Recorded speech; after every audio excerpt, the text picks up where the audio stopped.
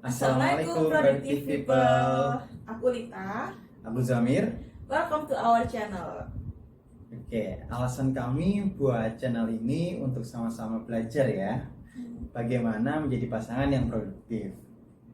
Ya, jadi kenapa kok harus produktif? Karena kita itu pengen jadi orang yang lebih bermanfaat. Tapi sebenarnya kita juga nggak produktif banget sih. Cuman ya ini supaya untuk pengondisian kita, dan kita juga nggak lupa untuk sharing agar lebih bermanfaat. Oke. Nah, pertama kita mau menceritakan nih, kita dulu itu kenal di mana kayak gitu kan ya.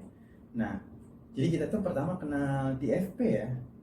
Nah, kita lupa sih siapa yang add duluan, tapi kayaknya Lita yang add aku gitu. Oke, kita lupa sih. Aku sih yang lupa, nggak tahu ya. Ya, tapi banyak mutual friends sebenarnya. Ya seperti pada umumnya, pada akhirnya kita ada kayak ngerasa cocok gitu ya. Ada chemistry Kayak gitu. Terus akhirnya chattingan gitu ya. Chattingannya nggak cuman sehari 2 hari, tapi berlanjut terus ya. Iya. Terus ya akhirnya kita cocok chattingan terus ya. Waktu itu nggak sengaja di kesempatan apa waktu itu ketemu ya. Ya ketemu. Nggak sengaja sih waktu itu ya. Dipertemukan teman, dan selanjutnya kita kayak janjian gitu ya buat keluar bareng. Dan ketemuan di taman. Ya, taman cukup terkenal. Taman. Zaman dulu kan kita masih sekolah ya, kita nggak punya duit ke mall. Nggak ada duit ke mall. Akhirnya ya. Yang murah-murah aja. Di taman, aku masih ingat banget itu pertama kalinya ketemu, dan Reza itu traktir aku waktu itu nasi bebek. Nasi bebek. Oh iya, aku sebenarnya dulu udah kerja ngurir. Ya itu. Nah itu gaji ngurirku buat traktir dia. Iya itu ya alhamdulillah. Oke. Terus jadi kita sekarang mau ngomongin first impression. First impression satu sama lain. Jadi gimana first impression mau ketemu aku waktu itu? Oke. Jadi first impressionku ini jujur boleh ya? Pakai gimana? Apa di setting? Tapi ini first impression ini tuh aku di taman ya. Yes. Soalnya waktu kita dipertemukan ke temen tuh cuman Ngobrol singkat ya? Cuman sapa-sapaan doang sih. Oke, ini boleh jujur apa? Ya. Sedikit ditutupin apa gimana? Bebas. Oke. Jadi first impressionku ke Lita waktu itu, dia cenderung apa ya? Dari apa yang disampaikan dia ambis kayak gitu kan ya. Mungkin dalam ranah yang baik ya, dalam arti yang baik, dan juga sedikit ada flexingnya, tapi ya namanya flexingnya anak SMA kayak gimana sih? Ya yang diflexingkan adalah kayak pencapaiannya dia di organisasi, di sekolah gitu kan ya. Dia juara ini, juara itu gitu, ikut olimpiade ini, olimpiade itu meskipun nggak menang. Nah, tapi dari situ kelihatan banget kalau anak ini ambis dan punya harapan-harapan besar. Nah itu sih first impressionku ke Evelita ya. Mostly sih positif ya, seperti itu. Ya sebenarnya kita nggak menutupin ya bahwa sebenarnya ada ada yang positif, ada negatif ya. Setiap orang pasti punya saya. Kalau first impressionku ke dia itu karena dia traktir. Aku lupa sebenarnya, aku cuma inget dia traktir aku gitu. Ingat makan nasi bebek. Iya makan, terus dia mendengerin aku. Karena emang waktu itu tuh aku tuh sebenarnya nggak pengen diajak ketemuan, karena kayak ingat gak sih waktu itu aku nggak pengen ketemu sebenarnya. Ya mungkin aku nggak ingat sih. Ya. Aku ingat sih, kalau aku tuh kayak nggak pengen ketemu, terus ya jaim gitu saya. Terus akhirnya lah ketemu aja gitu. Sebenarnya waktu itu tuh aku emang lagi banyak masalah sih, makanya aku juga ketemu dia tuh. Masalah anak SMA. Iya sih. Aku waktu itu merasa merasa safe, merasa didengar, dan merasa nyaman dan aman. Ya mungkin sebaliknya enggak. Ya kayak satpam aku jadi dulu itu sebenarnya ya, tapi, mengamankan. Aku alhamdulillah sih merasa tenang dan senang sih waktu itu ketemu dia, walaupun emang nggak solving. Tapi sometimes kita nggak perlu solving, yang penting itu kita nyaman dulu kan. Oke. Wah, banyak positifnya berarti ya, gue. Iya sama ya. Iya, Kan iya. masih pertemuan awal ya, belum tahu jelek-jeleknya waktu itu. Iya, BTW ini kita ketemunya tahun 2014 gak sih? Apa sebelumnya? Enggak, 2013 13. kayaknya. 2013. Oke. Ya udah, kalau gitu kita next. Yang membuat tertarik sama pasangan. Nah, ini berarti konteksnya udah jadi pasangan gitu ya berarti ya? Ya mau tertarik dulu lah, Oke. jangan lupa sih tadi. Nah. Yang membuat tertarik pada akhirnya ya, yang akhirnya kita pengen berhubungan gitu ya. Berhubungan dalam artian ya pasangan komitmen gitu ya. Oke. Nah, waktu itu umur 18 tahun kamu ya? Aku umur 20 tahun. Dia kamu SMA kelas 3 ya? Aku kuliah semester 2 kalau nggak salah. Nah, mungkin aku dulu ya yang ngomong alasanku tertarik. Sebenarnya kayak tadi yang nyambung sama first impression, meskipun ada beberapa hal yang kayak anak ini kayaknya ada sedikit flexingnya gitu ya, cuman aku suka karena Rita ini anaknya terstruktur, punya plan jangka panjang. Bahkan untuk anak usia SMA kelas 3 dia udah bikin plan kalau nggak salah sampai umur 30 atau 40 tahun gitu. Di setiap 5 tahun itu ada kayak goalsnya, dia harus mencapai apa gitu kan. Untuk mencapai itu butuh persyaratan apa aja, skill dan lain-lain, atau harus belajar apa aja, baca buku apa aja kayak gitu. Nah, kayak nggak kepikiran gitu. Mungkin bagi orang lainnya di usia sekian untuk membuat perencanaan sepanjang itu. Bahkan bisa jadi orang-orang dewasa di sekitarku yang aku kenal nggak ada yang well planned seperti itu ya. Jadi kayak excited banget. Dan bagi aku sendiri, bahkan aku nggak punya plan saat itu kayak gitu kan. Ya aku planku hanya aku pengen jadi pengusaha gitu aja ya, tanpa deskripsi atau timeline yang jelas seperti itu. Nah, itu sih yang membuat kayaknya ketika aku bisa kenal anak ini lebih dalam, juga bisa berdampak positif ke aku. Nah, itu sih yang membuat aku tertarik ke Evilita seperti itu.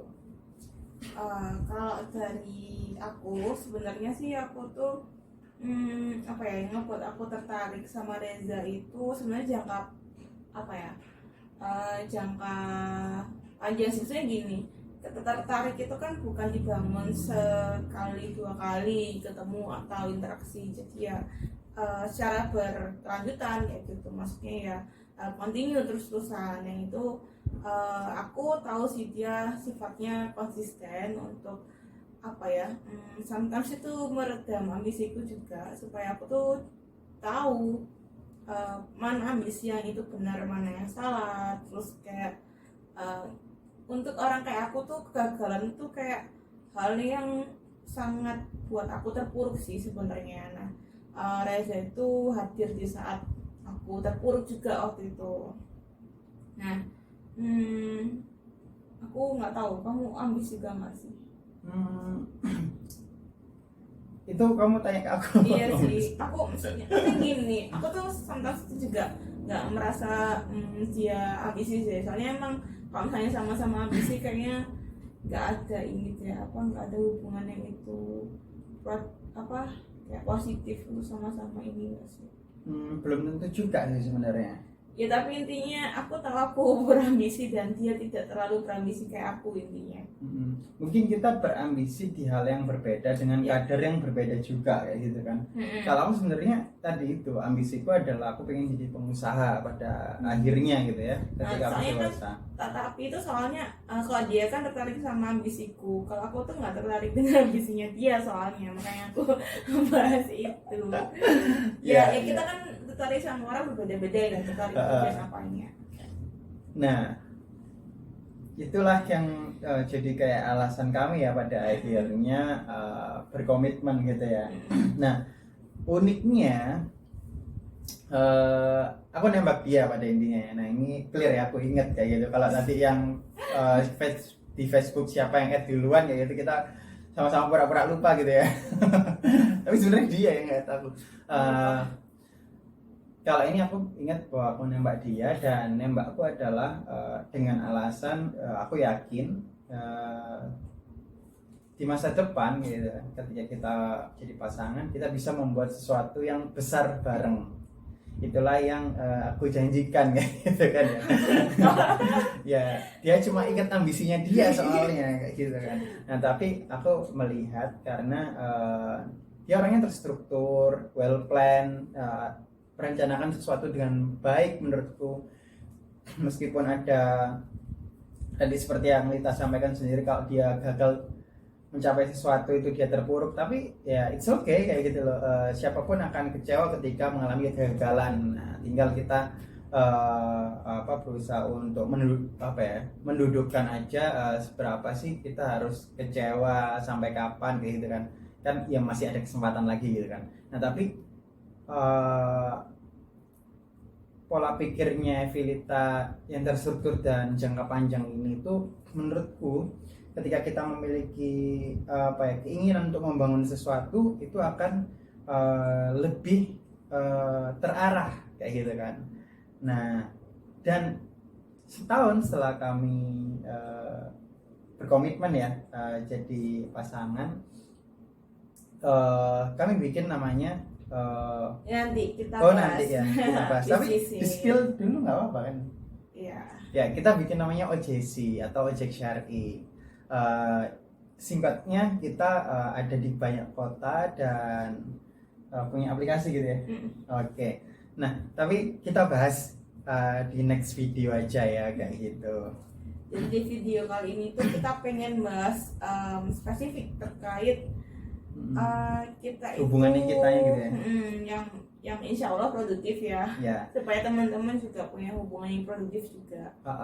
Nah, tapi itu tadi aku pengen tahu dong, kenapa kamu mau menerima aku? Itu kan tadi alasanku gitu ya. Karena aku nggak ada pilihan. Kok nggak ada pilihan ya? Aku pilihan yang terbaik apa pilihan yang terburuk? Yang itu tuh enggak, aku tuh karena aku butuh ini ya. Aku sadar aku tuh kayak bukan ketergantungan sih, kayak butuh seseorang yang itu mendengarkan aku terus kayak gitu. Dan waktu itu emang cuma ada dia. Oke. Awalnya tuh katanya aku tuh lupa, tapi dia ingatnya tuh katanya dia nembak 2 kali ya. Enggak Kak, dia yang bilang kalau aku nembak 2 kali. Kamu bilang ke aku. Oh iya. Aku lupa sih. Kayaknya memang kayak lebih dari sekali gitu, karena ditolak gitu ya. Karena memang alasan nembakku ya nggak romantis gitu. Ya mas, jarang, menurutku kayak aku nggak pernah lihat di film, di buku kayak nembak cewek itu dengan alasan nanti kita akan bikin sesuatu besar, suatu hal yang besar bareng kayak gitu kan ya. Itu kan abstrak banget kan. Ya bukan dengan alasan yang hanya kayak aku cinta kamu kayak gitu kan. Itu kayak mungkin menurutku bukan hal yang mainstream juga ya, cuma lebih kepada ya kalau nggak ada alasan yang besar aku untuk memulai sesuatu hubungan, ya ngapain gitu kan. Karena sebelumnya kayak aku berhubungan dengan yang selain ini ya hanya alasan ya seneng aja kayak gitu kan. Tapi kalau dengan Evilita ya aku pengen mencapai sesuatu yang besar bareng kayak gitu sih. Jadi membuat goals itu menurut kami penting supaya hubungan teman-teman itu juga bisa produktif dan bermanfaat kayak gitu. Nah, kenapa sih kok penting banget membuat goals? Jadi alasannya adalah yang pertama, kita tuh bisa saling membantu supaya kita bisa fokus ke perencanaan dan solusi setiap apa yang kita hadapi kayak gitu. Jadi kita kan pasti punya bidang yang berbeda kayak gitu. Waktu itu aku juga masih SMA, dia juga waktu itu kuliah, yang itu beda banget permasalahan kuliah sama SMA. Belum lagi juga masalah keluarga atau masalah yang itu dalam mencapai tujuan kita ya. Oke. Dan yang kedua adalah supaya hubungan kita tuh jadi positif, nggak toksik kayak gitu intinya. Ya, nah mungkin dialami banyak teman-teman di luar sana ya, dan kami juga mengalaminya sebelumnya itu dengan masing-masing hubungan kita sebelumnya gitu ya. Ya kalau pacaran itu cuma kebanyakan di luar sana ya, pacaran cuma nongkrong, ngabisin uang, bahkan uang nongkrongnya itu dari orang tua gitu kan, yang ya tujuannya apa ya, tujuannya cuma senang-senang aja kayak gitu kan. Nah itu yang pengen kita hindari saat itu, saat kami usianya masih, aku 20 tahun, dia 18 tahun gitu ya.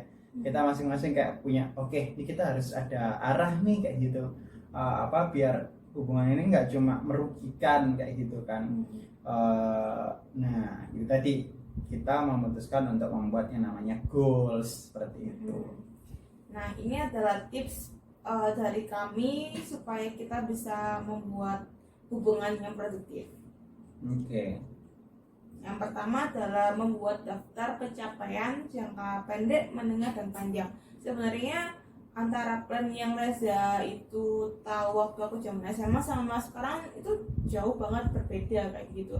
Cuman dengan adanya plan ini, yaitu tadi kita bisa dengan jelas mengetahui apa tujuan dan apa yang ingin dicapai pasangan, supaya kita tuh bisa saling support kayak gitu. Biasanya jangka pendek, menengah, dan panjang ini tuh tahun aja sih yang menentukan. Tapi ya nggak masalah sih kalau misalnya buat yang pertama kali bikin daftar dan pengen pencapaian jangka pendek aja, itu it's okay.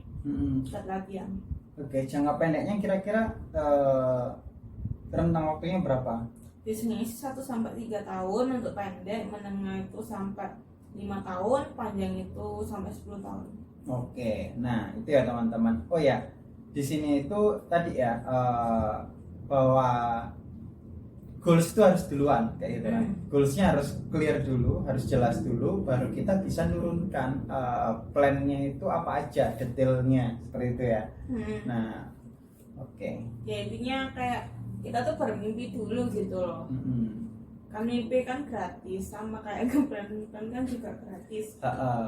Benar-benar. Mimpinya nggak apa-apa kayak gitu kan, dan tapi jangan berhenti di situ kayak gitu. Harus kayak kita detailkan gitu ya, kita detailkan biar impian itu tuh lebih kelihatan, lebih nyata gitu ya.